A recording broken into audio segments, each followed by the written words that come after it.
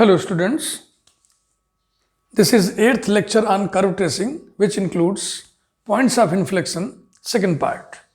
First part इसके पहले वाला वीडियो था और ये सेकंड पार्ट है. फर्स्ट पार्ट में हम कार्टेशियन कर्व के लिए convexity, concavity, points of inflection discuss किए थे. इस पार्ट में पोलर कर्व्स और पैरामेट्रिक कर्व्स के बारे में बातचीत हम करेंगे. पोलर कर्व्स के लिए तो कुछ स्पेशल ट्रीटमेंट है, लेकिन पैरामेट्रिक कर्व्स के लिए कोई स्पेशल ट्रीटमेंट नहीं है. पैरामेट्रिक कर्व्स के लिए वही ट्रीटमेंट हम देते हैं उसको जो कार्टेशियन के लिए है. इसके लिए ये दिमाग में रखना पड़ेगा आपको. कर्व इज कनकेव और convex to the pole. Pole की तरफ कनकेविटी, पोल की तरफ convexity as dp upon dr greater than 0 यानी पॉजिटिव और negative. At a point of inflection this data is available r square plus 2r1 square minus r2 equal to 0. Here r1 means dr upon d theta, r2 means d2r by d theta 2. And for parametric curves there is no special treatment. तो आइए हम examples देखें.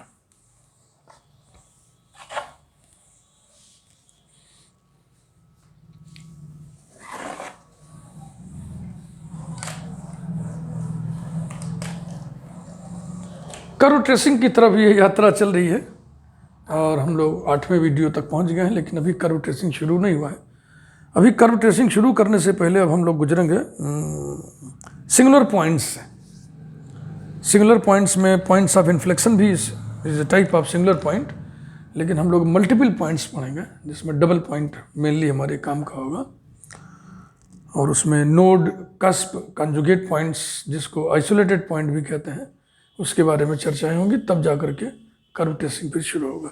फिलहाल आइए हम लोग examples देखें. Example 1.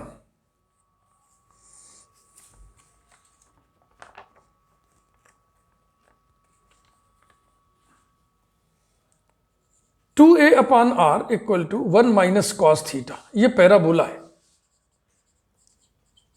Parabola with focus as pole. With focus as pole. तो polar equations of conics chapter में आता है, लेकिन फिलहाल यदि फोकस को हम पोल मान लें तब कोनिक का इक्वेशन आता है L upon are equal to 1 plus e cos theta या 1 माइनस ई कॉस थीटा ना. तो एक में तो ऐसे बनता है फिगर, ये पहला वाला हो गया, और एक में ऐसे बनता है इस तरीके से. तो ये दो हैं, उल्टा कर दिया ना, ये ऐसे बनता है.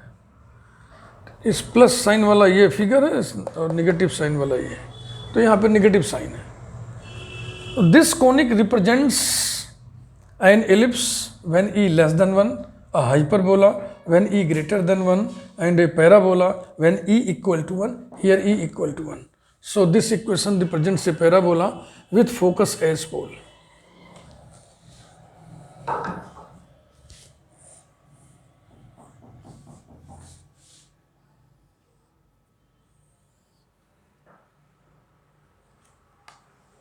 इसका फोकस इसके अंदर यहाँ पे होगा S.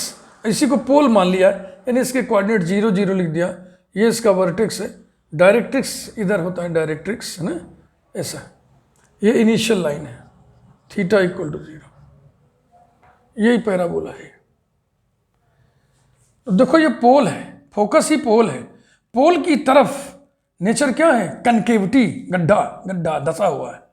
अगर ये ऐसे बनाते तो पोल की तरफ क्या होता? Convexity.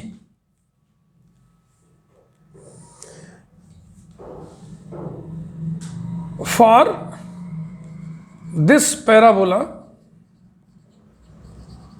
the pedal equation is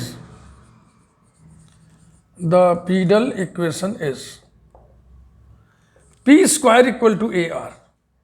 ये इसका पीडल इक्वेशन आता है. अब पीडल इक्वेशन आपको कहाँ मिलेगा? पीडल इक्वेशन आपको कहाँ मिलेगा? टेंजेंट नॉर्मल चैप्टर में. टेंजेंट नॉर्मल चैप्टर में जब आप पढ़िएगा तो पीडल इक्वेशन मिलेगा. Pedal equation is a relation between P and R. R radius vector है और पी क्या चीज़ है, length of perpendicular from pole to the tangent. तो dp अपॉन डी आर हमारे थ्योरी में इन्वॉल्व था ना, इसलिए पीडल इक्वेशन लिखना जरूरी है। अब इसको डिफरेंशिएट करिए, differentiating with respect to r we get 2p dp upon dr equal to a, implies that dp upon dr equal to a upon 2p equal to a upon 2, और p की value यहाँ से under root a under root r equal to under root a upon 2 into, ठीक है ना, 1 upon under root are. हम ए पर check करना चाह रहे हैं, dp upon d are at the vertex, जिसको हमने यहाँ पर ए लिखा हुआ है, तो ए पर आर की वैल्यू कितनी होगी। अब पोलर सिस्टम के बारे में जरा भी आपको पता हो, इनिशियल लाइन है, ये पोल है, ये पॉइंट है, तो आर किसको कहते हैं, पोल से पॉइंट की दूरी, ये पोल से पॉइंट की दूरी ये आर होता है, और ये एंगल थीटा होता है। पोल से पॉइंट की दूरी, पोल से पॉइंट की दूरी ये, और ये कितना होता है, ये ए होता है, और ये x इक्वल टू माइनस ए, ये क्या चीज़ है, ये इसका डायरेक्ट्रिक्स है। अगर कार्टेशियन क्वाड्रेंट में कहें तो हमें दूरी से मतलब है ना, तो आर यहाँ पे ए होगा, तो हो जाएगा root a upon 2 into 1 upon root a equal to 1 upon 2 which is positive. तो क्या लिखे थे आप क्या लिखे थे, dp अपॉन डी आर जिस पॉइंट पर पॉजिटिव हो वहाँ पे कनकेव टू द पोल होता है, therefore curve is concave, curve is concave to the pole, जैसा कि फिगर से क्लियर है। Curve is concave to the pole, कहां पर, at the vertex, at the vertex, ऐसा। तो एक प्रॉब्लम की किस्म ये है। अब दूसरी किस्म देखिए जिसमें हम पॉइंट्स ऑफ इन्फ्लेक्शन की चर्चा करेंगे।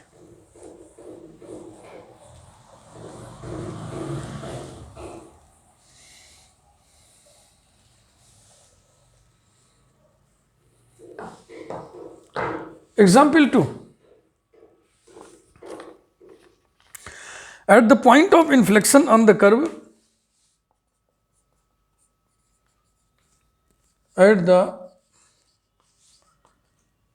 points of inflection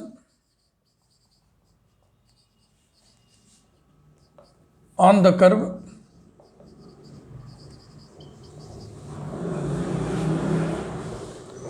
theta square minus 1 into r equal to a theta square, r will be 3a by 2, ऐसा। आइए स्टार्ट करें। Given r equal to a theta square upon theta square minus 1, ठीक है भाई। Number 1, at r equal to 3a by 2,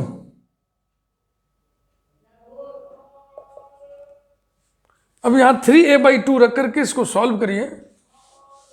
3a by 2 equals to a theta square upon theta square minus 1 implies that a cancel हो गया, cross multiply में कर रहा हूं, 3 theta square minus 3 equal to 2 theta square, this implies that theta square equal to 3।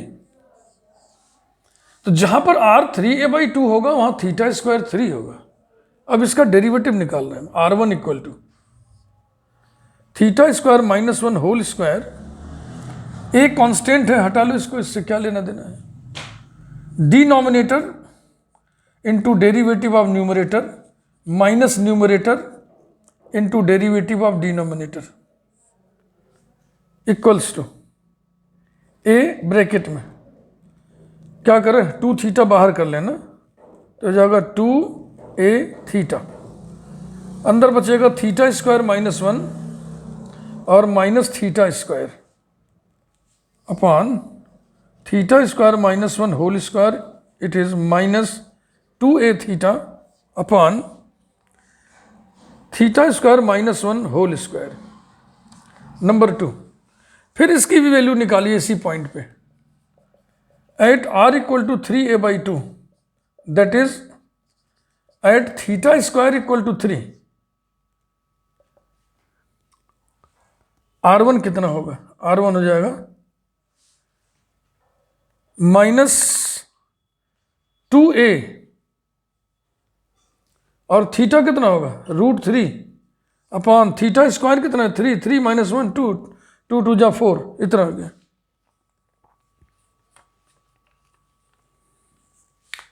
This implies that, या that is, square कर दें, R1 square equal to 4a square, 4a square upon 4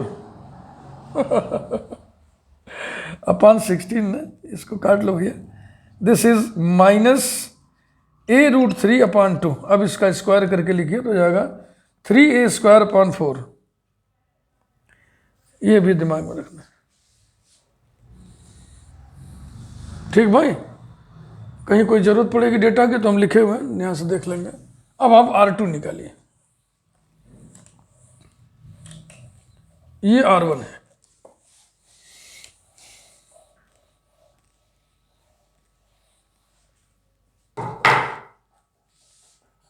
R2 equal to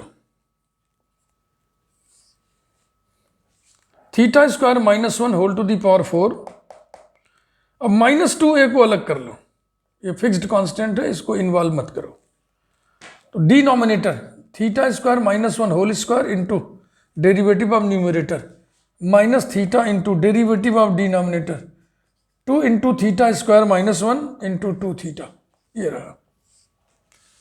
तो theta square -1 का एक power cancel हो जाएगा, -2a theta square -1 -4 theta square upon theta square -1 whole cube equals to -2a -3 theta square -1 upon theta square -1 whole cube.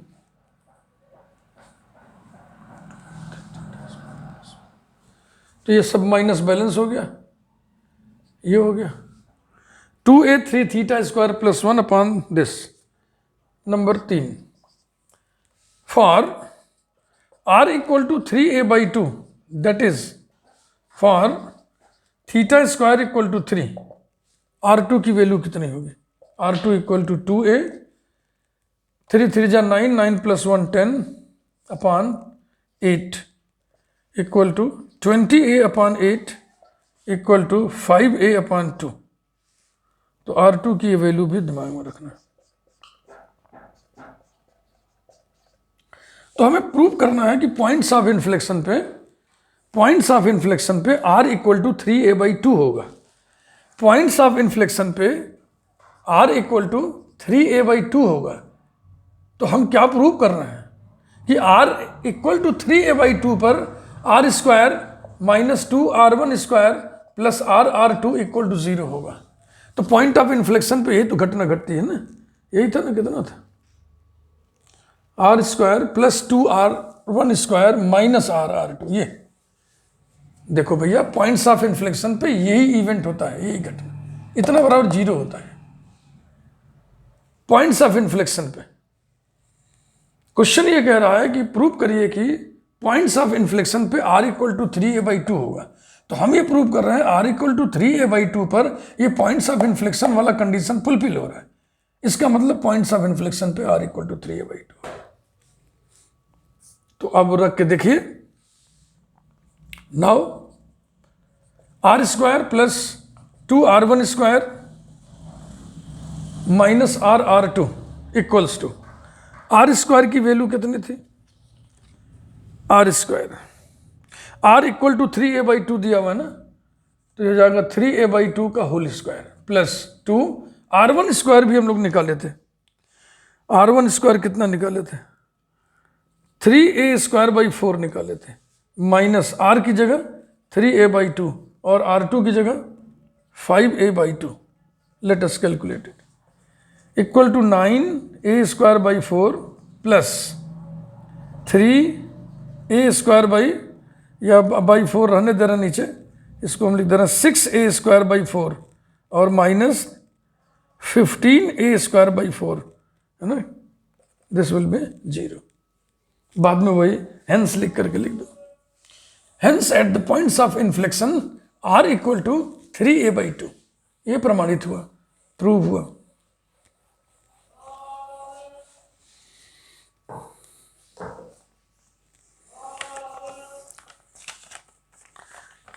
Example 3.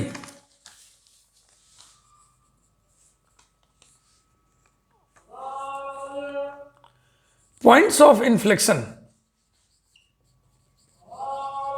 Points of inflection on the parametric curves या on the cycloid x equal to a into 2t minus sin t,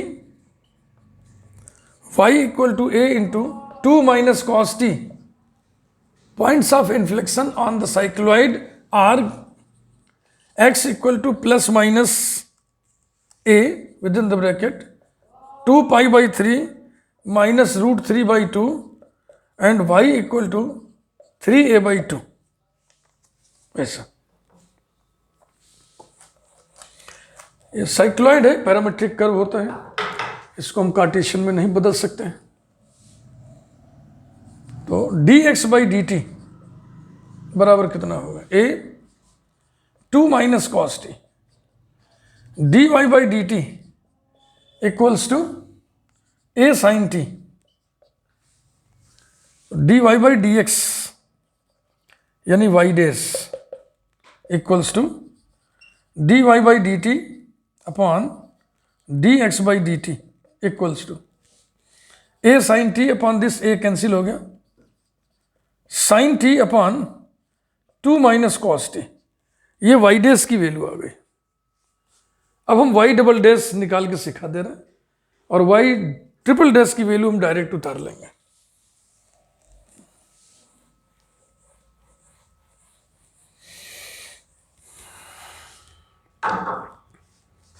चाहे तो numbering करते चले, एक हो गया। y double dash का मतलब होता है d/dx, किसका, dy/dx का, इक्वल्स टू d/dx, और dy/dx की वैल्यू ये है sin t upon 2 minus cos t। देखो बेटा, ये t का फंक्शन है और तुम x के रिस्पेक्ट में डिफरेंशिएट करना चाहते हो तो डायरेक्ट ये काम नहीं होता है, इसके लिए एक रूल लगता है, उसको चेन रूल ऑफ डिफरेंशिएशन कहते हैं, और ये इंटरमीडिएट में सिखा दिया जाता है। इसको हम लिखेंगे d/dt sin t upon 2 minus cos t, और फिर यहां हम लिख देंगे dt अपॉन dx इक्वल्स टू, अब इसका कोसेंट रूल से t के रिस्पेक्ट में t के फंक्शन का डिफरेंशिएशन करिए तो जाएगा 2 minus cos t whole square, ऊपर आइए 2 minus cos t into cos t minus sin t into नीचे वाले का डेरिवेटिव sin t, और dt/dx को लिख दीजिए आप 1 अपॉन dx/dt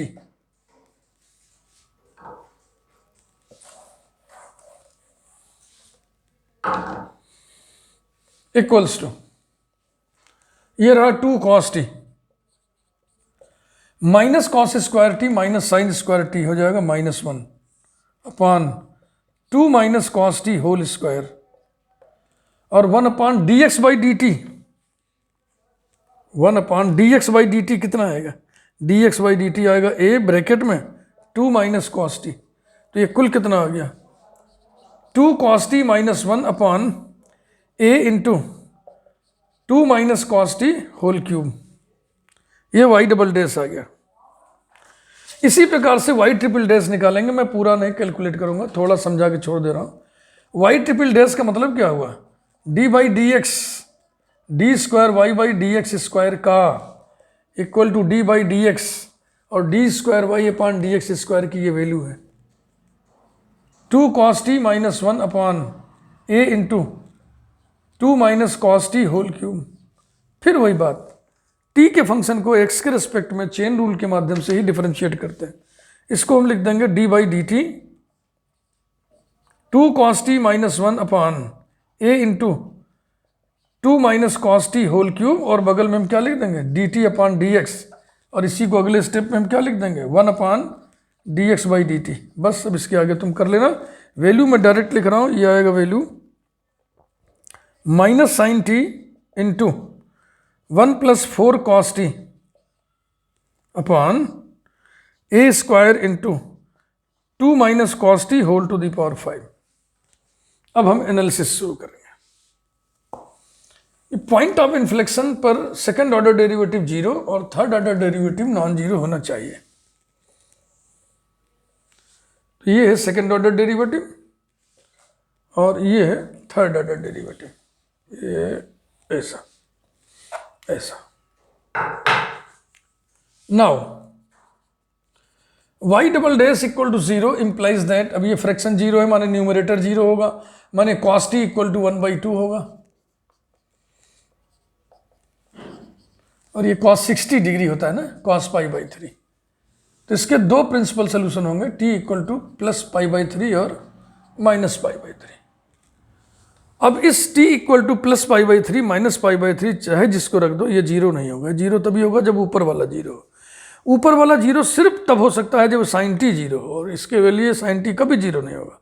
और cos t कितना हो, cos t माइनस 1/4 हो, तब यहाँ भी जीरो हो सकता है। cos t माइनस 1/4 कभी नहीं होगा, cos t माइनस 1/4 कभी नहीं होगा, माइनस 1 से कम वैल्यू नहीं होती है। तो फिलहाल हम लिख दे रहे हैं for these values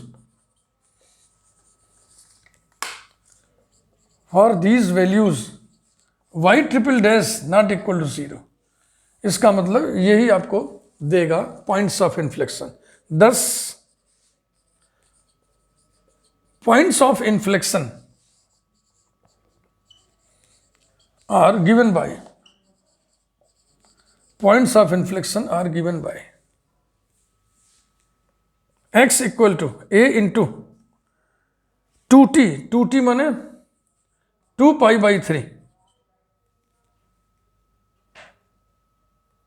minus sine t यानी कि sine π/3 comma y equal to a into 2 minus cos π/3, ये रहा। और x equal to a into, अब की बार माइनस वाली वैल्यू लीजिए, तो minus 2 π/3 minus sine π/3 and y equal to a into 2 minus cos π/3, क्योंकि cos of minus theta cos theta ही होता है। दिस इंप्लाइज दैट, इसमें से अगर हम माइनस को बाहर ले लें ना,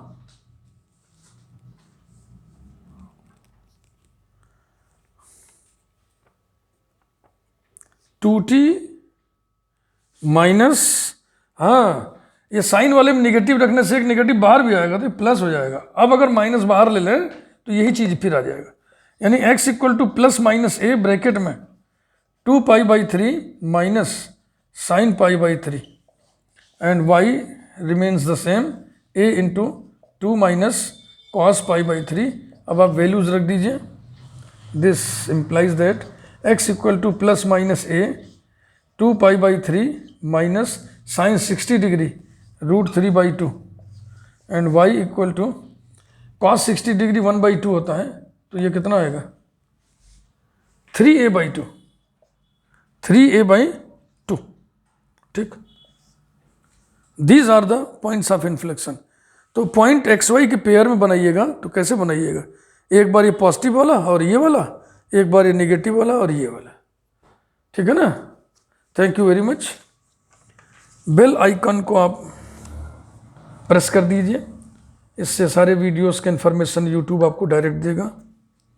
चैनल को सब्सक्राइब कर दीजिए। Thank you very much. मात्र 25 दिनों में 1000 सब्सक्राइबर्स हो गए हमारे चैनल के, और जो लोग नहीं अभी तक सब्सक्राइब किए हैं वो सब्सक्राइब करें। अगले वीडियो में हम फिर बात करेंगे मल्टीपल पॉइंट्स का। Thank you very much.